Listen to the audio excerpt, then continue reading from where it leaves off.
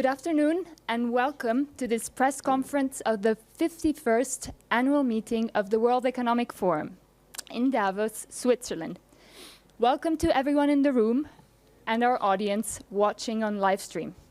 My name is Nicole Lucchi, Swiss Public Affairs Lead at the Forum, and you're joining a press conference on pioneering ways to strengthen digital trust with a label. Adopting digital responsibility and embracing digital trust are the new requirements for companies to stay competitive. 2 years ago, at the World Economic Forum annual meeting, the Swiss Digital Initiative Foundation celebrated its official founding and made a promise to promote digital responsibility by putting principles into practice. At the beginning of 2022, the Digital Trust label was launched.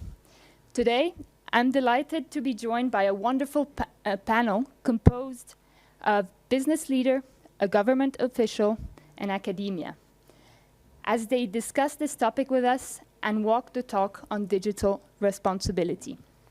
To my immediate left, I'm joined by Doris Leuthard, Federal Councillor of Switzerland from 2006 to 2018, and now President of the Swiss Digital Foundation.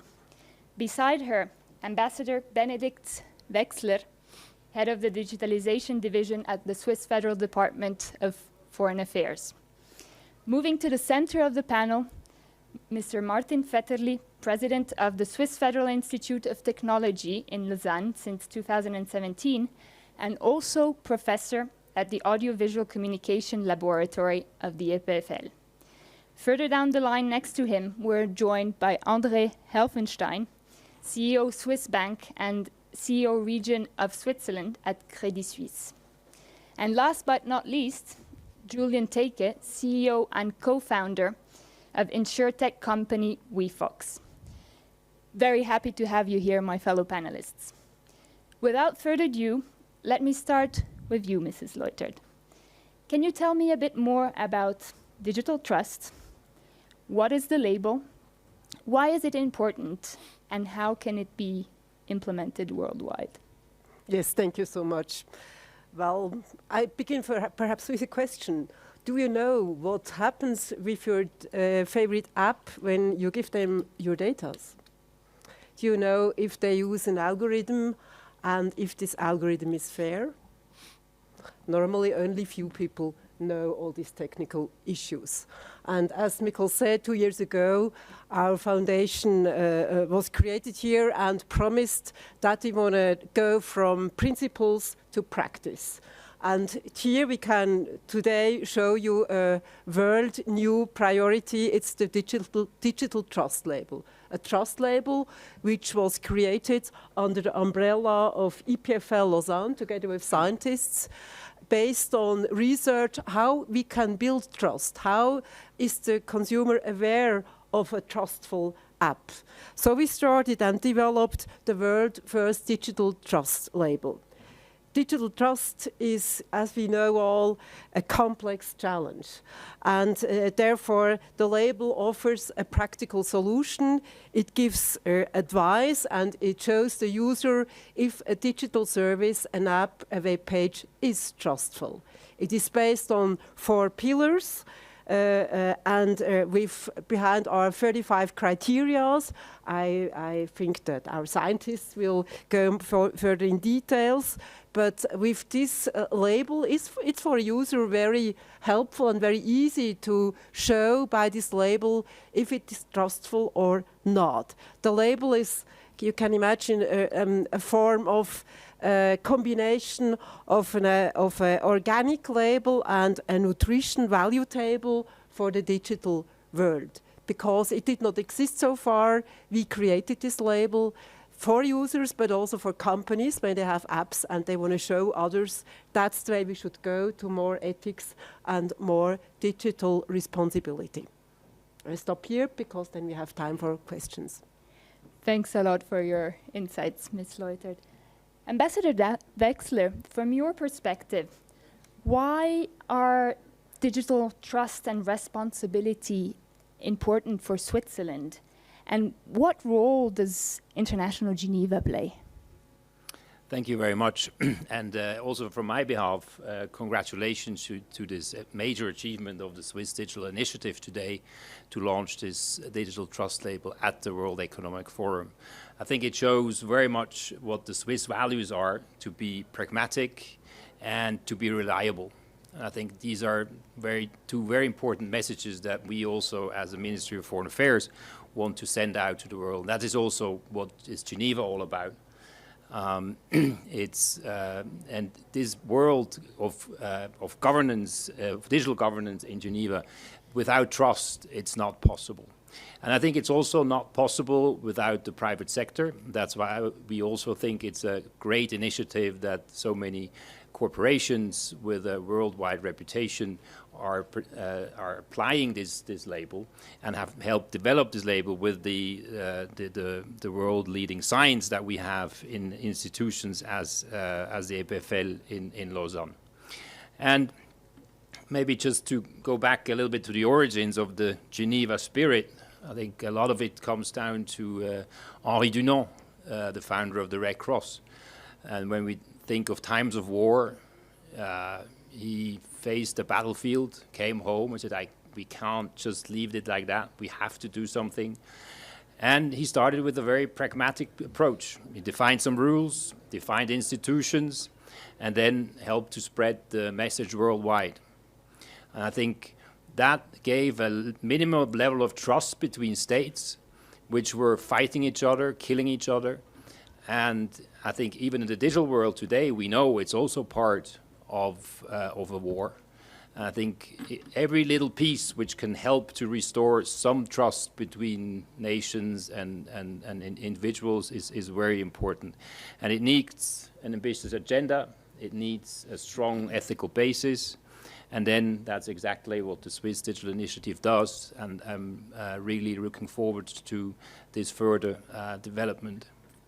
And maybe just a last impression I had. I saw recently in a hotel a documentary of the BBC, and it showed how two spaceships from the Soviet Union and the US were docking to each other.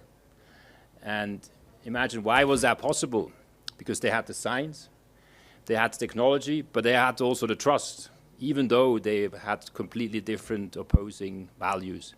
I think that's something also a very important message in today's world. Thank you. Thank you very much, Ambassador. Let me come to you, to the work of the EPFL and the label expert, Mr. Vetterli. Yeah, thank you very much. You tell me a bit more, what is the role of the Labor Expert Committee and how the criteria are being developed?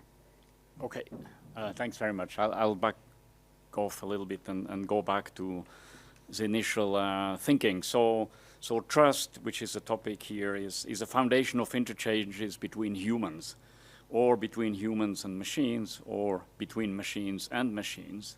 And so trust is a very elusive cultural notion, right, on which you build, trading systems, judiciary systems, and so on. And in 2017, at EPFL, we created something called the Center for Digital Trust, because we had the feelings that trust in the analog world was very well understood and codified, but in the digital world, it wasn't the case. And this is an interdisciplinary center we have been running with 15 partners, including organizations like ICRC and the like. And so it was very natural that EPFL would sort of play a helping hand in the creation of the digital trust label. And so we were, I think, quite deeply involved in the expert label committee, but the committee was much broader than EPFL. It had players from, all of Swiss academia and beyond. And the idea, of course, was to have specialists, and these are not just computer scientists, these are people familiar with ethical issues, with legal issues and so on, to try to come up with a label, which is not a simple thing to do. If you think of other labels, nutrition was mentioned. I'm thinking of Minergie label in Switzerland. you get a little sticker. To get the sticker, it has to be very well codified. There will always be people that will try to get the sticker without really doing what was promised in the footnotes. And the entire endeavor, I think, is very fundamental, but it's also something we are discovering as we are doing. And so I'm extremely happy that today this can be announced and actually generalized for a worldwide audience. Thanks a lot, Mr. Vetterli. And now, looking at the implementation side of things, let me come to you, Mr. Helfenstein. You represent one of the companies applying the label for your digital services, and you are one of the first digital trust pioneers. What services did you choose for your audit, and why? Yeah, thank you. Well, here also it starts with trust, which we've heard now from my esteemed colleagues. And as we embarked on this, we first of all kind of thought, should we go broad or should we go narrow? And then we decided to go narrower, to have something very specific. And so we chose our CSX offering, which is a product we launched about 2 years ago, and is for digitally savvy clients. It's a fully digital product. You can't work with people, no call centers. It's purely digital. And then within that, there's of course many aspects. So there again, we went narrow into the onboarding process, because the onboarding process is when a client looks at it, decides, and ultimately either uses the solution or not. And in a digital offering, trust obviously is very important there, given that the client provides the data, given that the client chooses the offering they might want to use. So it's quite personal. And so we wanted to really put a strong emphasis on the security of that process, and also how we ultimately end up handling the data of our own clients. And we felt to be narrow, to be specific in something that is most important at the very beginning of the client journey would be the right point to start, because it really then certifies and gives that trust to the solution, which is increasingly important. At the time it was perhaps even less, because it was one of the few offerings, but now as the offerings proliferate, it's more difficult for customers to actually know what is trustworthy or not, and therefore now it's becoming even more important to have an edge over competition with this label. Thanks a lot, Mr. Helfenstein. That's a very nice bridge to you, Mr. Teike. Mr. Teike, you also represent one of the companies applying the label for your digital services, and you will soon be one of the first non-Swiss-based companies to do so. My question to you is also, what services did you choose for the audit and why?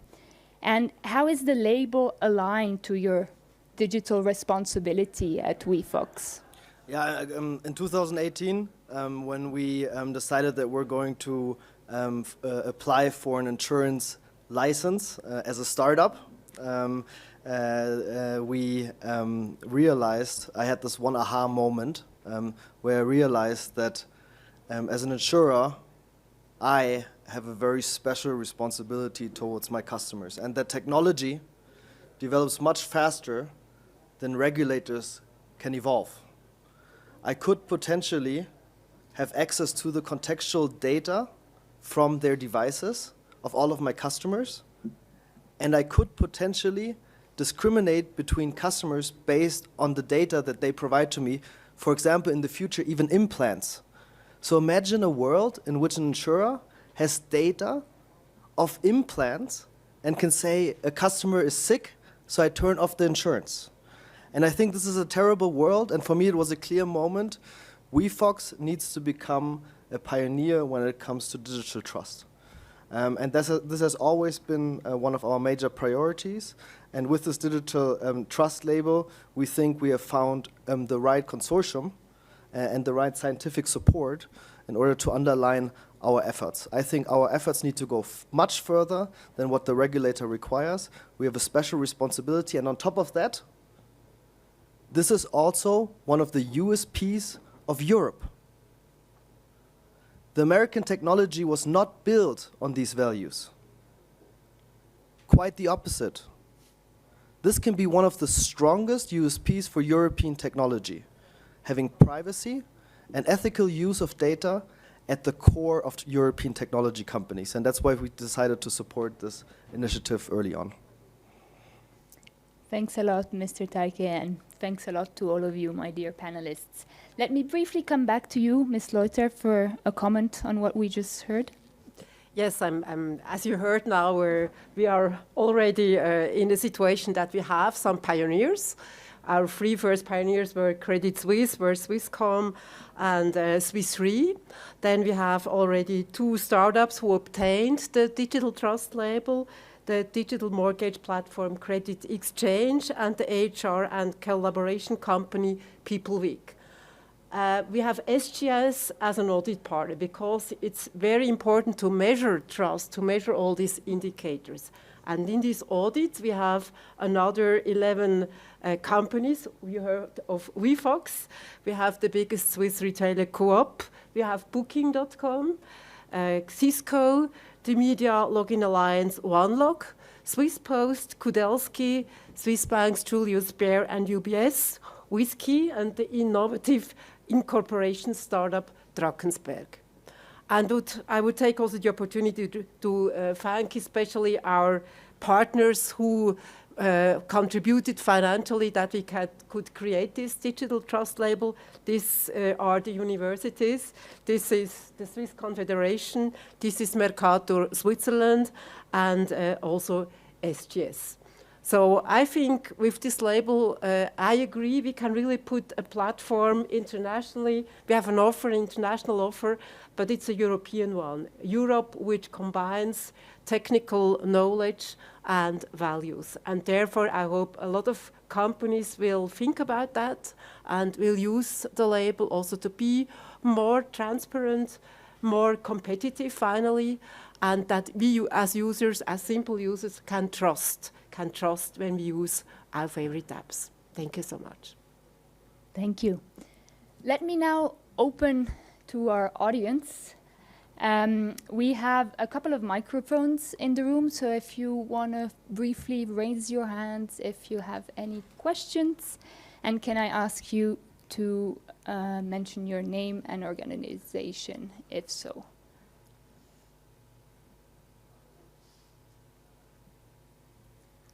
Christian Kolbe, thank you. Thank you very much.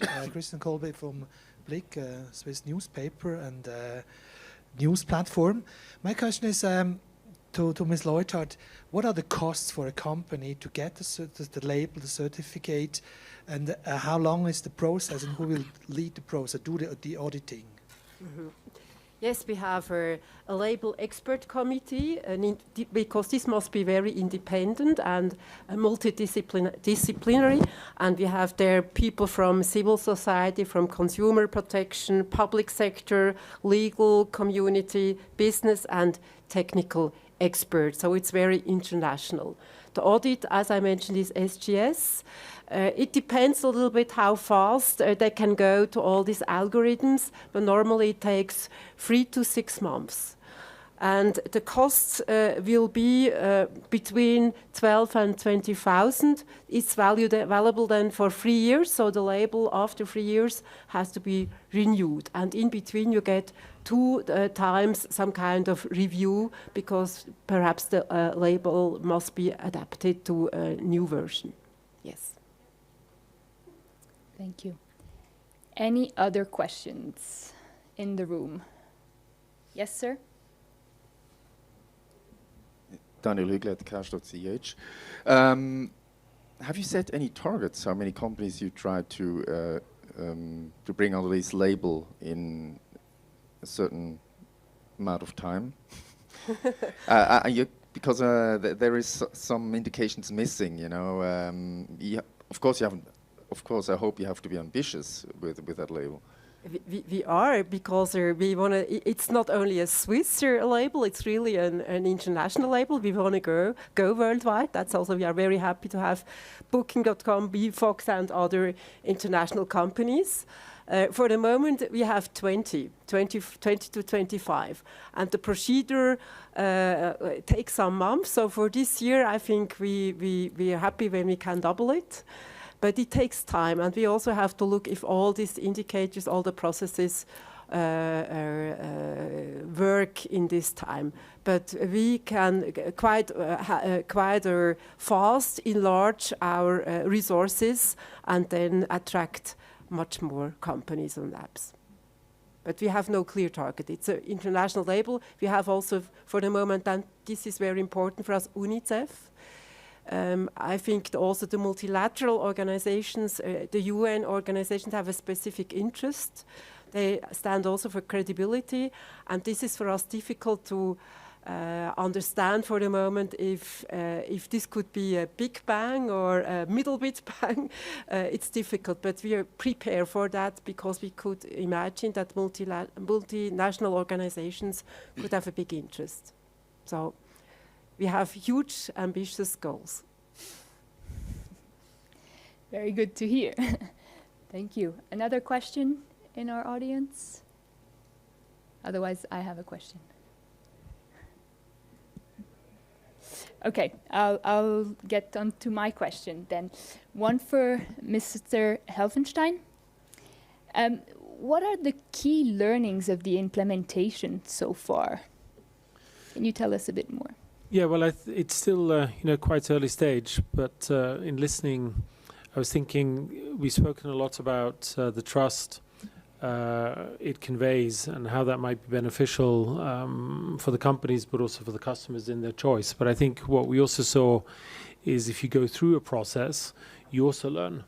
And so I think that's an important experience because, we all have our own approaches to stuff, and that's sometimes quite inward looking. And one of the advantages of a label and working with an independent organization is they do that with many other companies, as we heard already 20, hopefully many more. And that gives you feedback, essentially also what's happening out in the market and where we as a company should put more emphasis on. So I think for us in the first step, it really, that was also very important to pick up on these standards and kind of, if you will, benchmark them to what we already had and improve accordingly. And I think from there, it's still to be seen as it's early stage. Thank you for that. And another question from me for Mr. Vetterli, if I may. How do you see the labor further developing when it comes to criteria? Can you tell us a bit more of the evolution there, or a forward-looking? Of course, I have a crystal ball in my office, so that's an easy one. No, what we see with this sort of technology is that it's an arms race, right? I mean, it's like with cryptographic methods in general and privacy and so on, is that it keeps evolving, and the sort of attacks and the sort of spams you get and so on keep evolving. So this is an arms race, so we will have to constantly adapt how to do this. Doris talked about the 35 criteria. I'm sure this will also have to grow, but I think what's important is that it starts with a solid basis on which we can construct the future. That was not hard to guess. Thank you, Mr. Vetterli.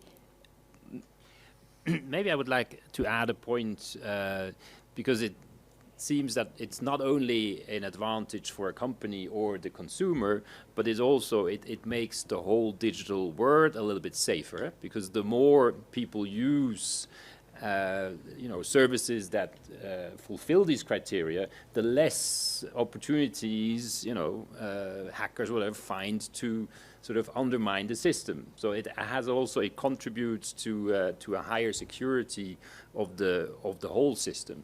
I think that is also that, and we hope, of course, that it will be a race to the top. That there will be sort of competing labels that, I want to beat them. I have 40 criteria or 50 or even harder. So that, it also, that you start a sort of a virtuous circle to really higher standards, which makes it also for all the users, actually, the digital world safer to use. And maybe if I might add, so essentially, if we look at GDPR, this is only about data protection. And what I really like about this concept is based on 4 pillars. Not only data protection, it's based on security, it is based on reliability, it is based on fair user interaction and on data protection. So this is going much further than the regulation. And I think what it really requires is that this is considered a standard in the tech world. And I think this will be also the role of WeFox to promote that in the startup world, in the tech world, to our fellow entrepreneurs, to say entrepreneurs of today have a special responsibility when it comes to protecting the data integrity of customers. We need to take much further steps than the regulator requires us to do so. This is a huge opportunity. Yes, I fully agree with Mr. Teke, because I think the label was created about existing standards. We did not create a new world. We used existing standards. So also for little companies, for SMEs, it's possible to go for the label because they have to spend some money, but they already know some standards. And when you are on international markets, normally you already integrated these standards. And one element, I agree also with Mr. Ambassador, when the architects of an app, they must think about how they plan it.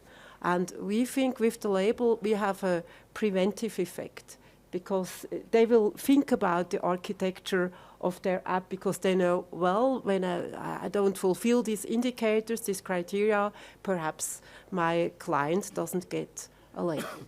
And I think more and more consumers use the label. This will be some pressure on the market, and finally we will see much more ethical behavior, and then this label is worth the price. It's consumer driven, so it's up to us then also to use apps which are labeled, that we can trust, and that we see this makes finally the difference between a trustful world, an ethical world we'd like to see, and a world where, well, we don't know exactly what happens. Mr. Kolbe.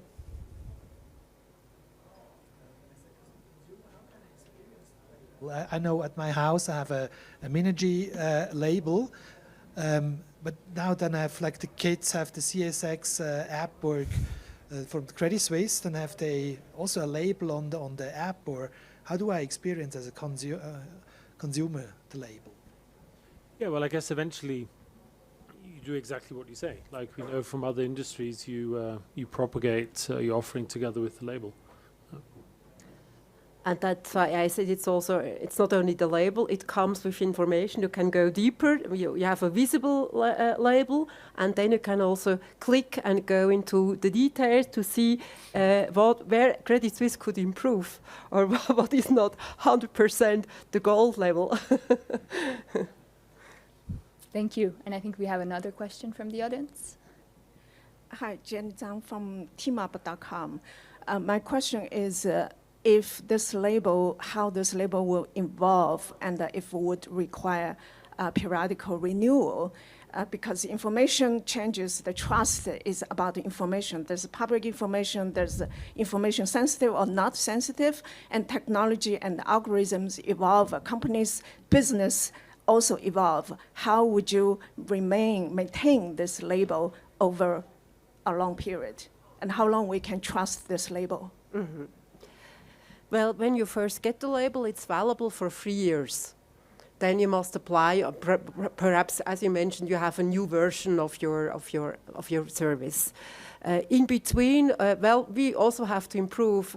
As I mentioned, these 35 criteria are now in place. We can measure with that, but it's also for us a possibility that perhaps the financial markets and the tourism market and the insurance market and the media market and the state government level is not the same. So it might be possible that some criteria are for one sector more important than for another. But I think the way to measure is quite safe. But for sure, we have also in between, our expert committee has to work and improve. And we will put it also on transparency. You will see on our webpage anytime when we have some news to announce or when we improve our audits or whatever it is.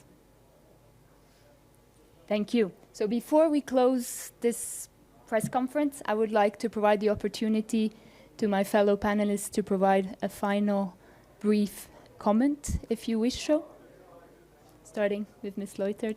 Well, I'm happy when you look at it, when you can encourage company services you use, apply for the label. Then I think the more companies, the more services we have with the label, the more trustful our world is. So it's up to us as consumers to put it in the right direction.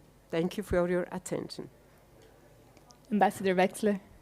Thank you. And with every new company, of course, you also contribute to the reputation of Switzerland as a place for trustful solutions and also pragmatic and workable solutions. Thank you. And Mr. Vetterli. Well, as a researcher on the panel, researcher, my business, how shall I say, my job description is constructive skepticism. And so, if I may, so I was just making a bet with myself that probably NSO Group, these are the guys that developed Pegasus. I'm sure they could actually pretend to be some other company and gets a label, right? I would take any bet, okay? And so what I'm saying here is that we are discovering this new world of, totally digital. If you walk around the promenade, you see, some metaverse showing up and so on. So this will be a constant evolution where, the technology will evolve and the people that will try to create trust for society will have to work very, very hard constantly. And I feel, this is a very good first step, but let's not underestimate the challenge ahead. Thank you, Mr. Helfenstein. Yeah, and I think Switzerland obviously has a reputation of being safe, sometimes even a safe haven. So I think it goes really well with the origins also of this initiative, and I think as Credit Suisse we're excited to be a part of it. Mr. Teke. I'm sure you all have experienced this yourself. So you talk to friends about a topic, and then all of a sudden it appears in your Facebook feed, and you're like, how the hell did this happen? What we want for the future is that we have a guarantee that our data is used in an ethical way, and we are not manipulated to do things we don't want to do. The world is becoming increasingly complex, and we need trust in this digital world. And in order to do so, this is a great first step. But to really make a difference, we need to create a movement. So we need as many companies as possible join this movement, and ideally, they are pressured by the customers that demand this transparency and that demand this trust. So let's get it done. Thank you very much. So if there are no more questions in the audience, I would like to thank you all, fellow panelists. Thank you for sharing your insights. Thank you to the audience here in the room. And thank you to our audience online following us on live stream. Thanks again. Thank you. Thank you.